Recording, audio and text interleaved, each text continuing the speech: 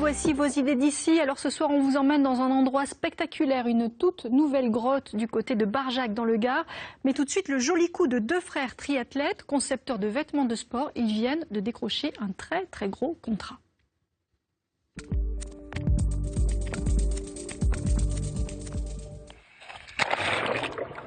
Pour Pierre, chaque journée ressemble à un triathlon.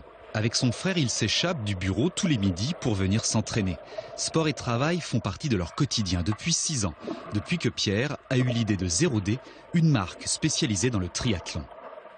Quand j'ai découvert ce sport, en fait, il y avait un manque, il n'y avait pas de marque textile dédiée à ce sport.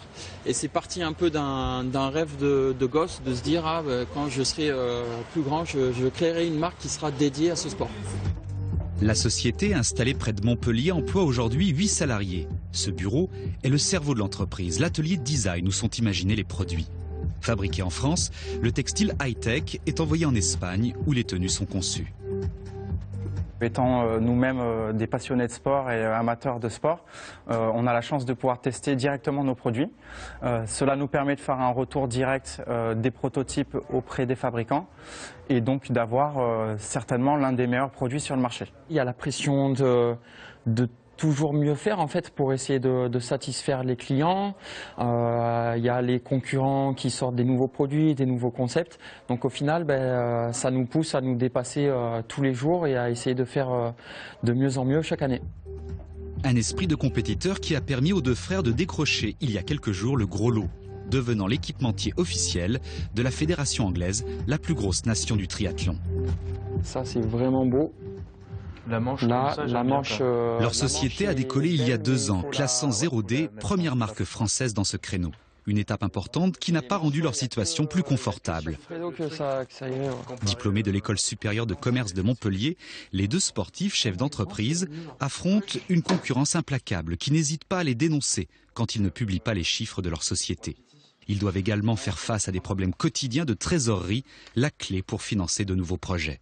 Il faut être très attentif, il ne faut pas avoir de problème avec les clients, il ne faut pas avoir de problème avec les productions. Et ouais, c'est délicat à gérer des fois.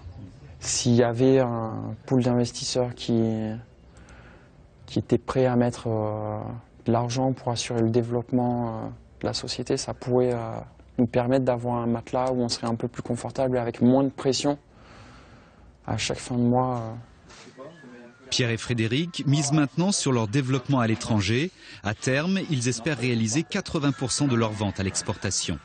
Un nouveau défi auquel les athlètes âgés de 32 et 26 ans se consacrent entièrement, tout en préparant leur prochain triathlon.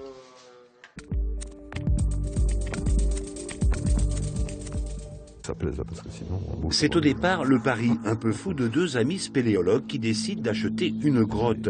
Après 3 ans de travaux, la grotte de la Salamandre ouvre ses portes au public.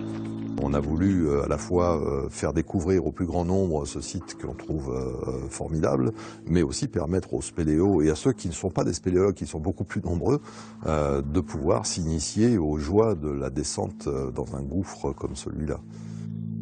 L'originalité de cette cavité, c'est sa mise en valeur par un système sophistiqué d'éclairage de dernière génération. Voilà qui donne d'ores et déjà des idées à d'autres exploitants de sites naturels.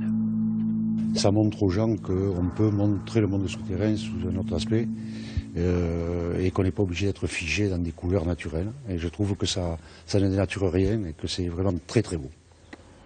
À l'extérieur, le lieu d'accueil a dû répondre à des critères très stricts. Respect des normes écologiques et environnementales ont été de mise.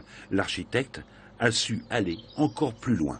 C'est une éco-construction en bois locaux. 90% ou même 100% des bois viennent d'un périmètre de 80 km autour du chantier. La plupart des artisans sont également des artisans locaux. C'est un souhait de la maîtrise d'ouvrage. Et on est sur un bâtiment qui fonctionne sans raccord au réseau, ce qui est assez spectaculaire puisqu'on est en totale autonomie, tant pour l'énergie que pour l'assainissement. Retour dans les entrailles de la Terre via 50 mètres de descente en rappel. Jusqu'au XVIIIe siècle, scientifiques et spécialistes étaient encore persuadés que ces stalactites et stalagmites étaient l'œuvre du monde végétal. Il est temps d'éclaircir ce mystère. les grottes elles-mêmes, sans le vivant, n'existeraient pas. À commencer par le fait que le calcaire, vous savez, ce sont ces petits squelettes de plancton qui se sont déposés au fil des siècles sur le fond des océans et qui ont laissé ces plateaux calcaires qui sont autour de nous.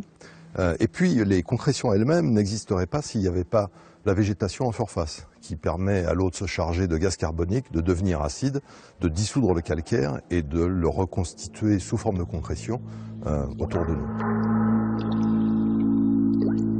60 000 visiteurs sont attendus chaque année pour que la grotte de la Salamandre continue de vivre au rythme de la nature. Et voilà pour les découvertes de ce mercredi. On se donne rendez-vous demain soir à partir de 19 h. Passez une très belle soirée. Le 19-20 se poursuit dans quelques instants.